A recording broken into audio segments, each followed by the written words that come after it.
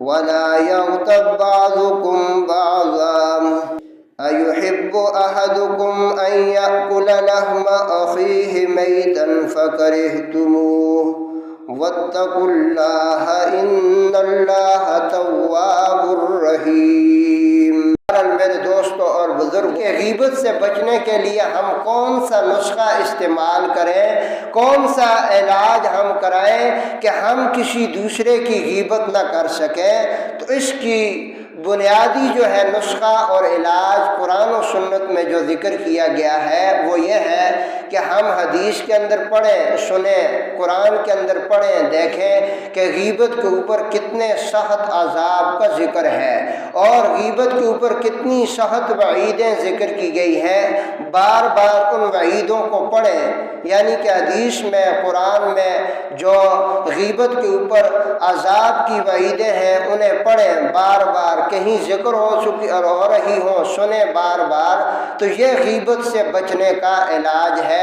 جب ہم بار بار یہ سنیں گے، پڑھیں گے، تو ذہن میں یہ خیال ہوگا کہ ہم فلاں کی غیبت کرتے ہیں، ہمیں کچھ ذاتی فائدہ تو نہیں، الٹا ہمارے اوپر گناہ ہے اور اللہ کا غضب اور لعنت برستی ہے۔ جب بار بار غیبت کی وعیدیں سنتے رہیں گے تو اس سے ہمیں نجات ملے گی۔ اب تیسری بات کہ غیبت کے اوپر وعیدیں کیا، اور فرمایا وَلَا يَغْتَب بَعْضُكُمْ بَعْضًا، تم ایک دوسرے کی غیبت نہ کرو۔ پھر اللہ نے فرمایا أَيُحِبُّ أَحَدُكُمْ أَن يَأْكُلَ لَحْمَ أَخِيهِ، کیا تم میں سے کوئی بندہ یہ پسند کرتا ہے کہ اس کا مردہ بھائی پڑا ہو اور اس کے بدن سے وہ گوشت کاٹ کر کھا رہا ہو؟ فرمایا کوئی شخص یہ پسند نہیں کرتا، اس سے تو اسے گن نفرت ہوتی ہے کہ کسی مردہ کا گوشت کھائے اور مردہ بھی اپنا بھائی ہو اور اس کا گوشت کاٹ کر کھائے۔ فرمایا جب یہ چیز تم ناپسند کرتے ہو تو پھر کسی کی غیبت کرنا یہ تو اس سے بھی بدتر ہے کہ اپنے مردہ بھائی کا گوشت کھایا جائے۔ اور غیبت کے اوپر یہ وعید ہے کہ غیبت کرنے والے کو قبر میں سخت ترین عذاب ہوتا ہے۔ حضرت ابوبکر صدیق رضی اللہ تعالیٰ عنہ سے روایت ہے کہ ہم اور رسول اللہ صلی اللہ علیہ وسلم ایک دفعہ ایک قبرستان سے گزرے تو رسول اللہ صلی اللہ علیہ وسلم نے فرمایا کہ ان دو قبروں والوں کو بڑا سخت عذاب ہو رہا ہے، ان کے اندر دو گناہ تھے، ایک پیشاب کی چھینٹوں سے نہیں بچتا تھا اور دوسرا غیبت کرتا تھا، یعنی فی نفسی ہی ان گناہوں سے بچنا کوئی بڑا مشکل کام نہیں تھا، اگر یہ بچنا چاہیں تو بچ سکتے تھے، اتنا بڑا کام نہیں تھا، یعنی مشکل نہیں تھا ان سے بچنا، کوئی عام معمولی کام تھا بچنا، لیکن یہ اس معمولی کام کو نہ کر سکے اور اتنے بڑے گناہ میں مبتلا ہو گئے۔ تو ان قبر والوں کو ایک تو پیشاب کرتے ہوئے پیشاب کی چیٹوں سے نہیں بچتا تھا اور دوسرا جو ہے وہ غیبت کرتا تھا۔ اب غیبت ہی کے اوپر حضرت جابر ابن عبداللہ رضی اللہ تعالیٰ فرماتے ہیں کہ ہم نبی کریم صلی اللہ علیہ وسلم کے ساتھ ایک دفعہ کہیں سے واپس آ رہے تھے، ہمیں بڑی سخت ترین بدبو محسوس ہوئی، قریب تھا کہ ہماری جان چلی جاتی۔ رسول اللہ نے فرمایا تمہیں پتہ ہے یہ بدبو کس کی آ رہی ہے؟ یہ کچھ لوگ بیٹھ کر غیبت کر رہے ہیں اور اس غیبت کی یہ انتہائی بدبو آ رہی ہے۔ اور اسی طرح ایک دوسری حدیث میں حضرت ابو برزہ اسلمی رضی اللہ تعالیٰ عنہ سے روایت ہے، وہ فرماتے ہیں کہ رسول خدا نے فرمایا کہ اے لوگو، جو زبان سے ایمان لائے ہو دل میں ایمان نہیں اترا، یعنی کہ ان کے اس کرتوت کو دیکھ کر رسول خدا نے فرمایا کہ یہ صرف ظاہری زبانی مومن ہے، دل میں ان کے ایمان نہیں ہے۔ حضور نے یہ کیوں فرمایا؟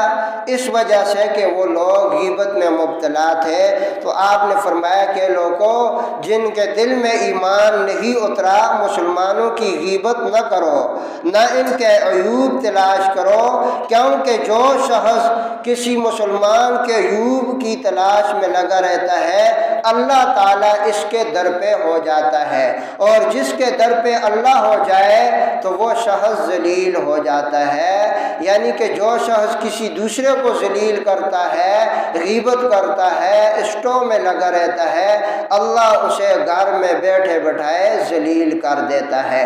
اب یہ چند احادیث اور قرآنی آیات ہیں، اس کے علاوہ بھی بڑی سخت وعیدیں ہیں۔ ایک مسلمان مرد اور عورت ان چیزوں کو سن کر ضرور اسے یہ محسوس ہوگا کہ کاش ہم یہ گناہ نہ کریں، اور ضرور یہ جذبہ پیدا ہوگا کہ ہم اس گناہ سے بچ جائیں، کیونکہ اس پہ تو بڑی سخت وعیدیں ہیں۔ تو بہرحال میرے دوستوں اور بزرگوں، ایک روایت میں یہ بھی ہے کہ جو شخص اپنے مسلمان بھائی کی عزت کا دفاع کرے، اللہ قیامت کے دن اس کے چہرے کو آگ سے بچائے گا۔ مطلب حدیث شریف کا یہ ہے کہ کسی کے سامنے اس کے مسلمان بھائی کی غیبت ہو رہی ہے، یہ اس کے اندر رکاوٹ بنے اور غیبت سے اس کو روک لے، اللہ تعالیٰ اس شخص کو قیامت کے دن جہنم سے بچائے گا جس نے اپنے مسلمان بھائی کی پیٹھ پیچھے عزت کی حفاظت کی۔ تو میرے دوستوں اور بزرگوں، یہ کچھ غیبت کے متعلق بنیادی احادیث شریف تھی اور قرآنی آیات تھی۔ غیبت جو ہے یہ بہت ہی بری صفت ہے، اور عام طور پر ہمارا معاشرہ اس غیبت کے اندر مبتلا ہے، یعنی کہ ہم جو نیک ہیں وہ بھی مبتلا ہے، جو برے ہیں وہ بھی مبتلا ہے۔ غیبت کے اندر عام طور پر ہمارا معاشرہ مبتلا ہے۔ غیبت ایک ایسا گناہ ہے، اگر کوئی شخص غیبت میں مبتلا ہے تو اسے جہنم کی بدبودار گندگی کھانی پڑے گی، اور یہ شخص عذاب قبر میں مبتلا ہوگا۔ غیبت کی وجہ سے اس کے اندر سے ایمان کے انوارات ختم ہو جاتے ہیں، اور غیبت ہی کی وجہ سے آپس میں باہمی تعلقات خراب ہو جاتے ہیں، اور اسی غیبت کی وجہ سے محبت کا رشتہ ریزہ ریزہ ہو جاتا ہے، اور ان تمام مفاسد کے باوجود ہم پھر بھی غیبت کے اندر مبتلا ہے۔ کتنے گھرانے اس غیبت کی وجہ سے برباد ہو چکے ہیں۔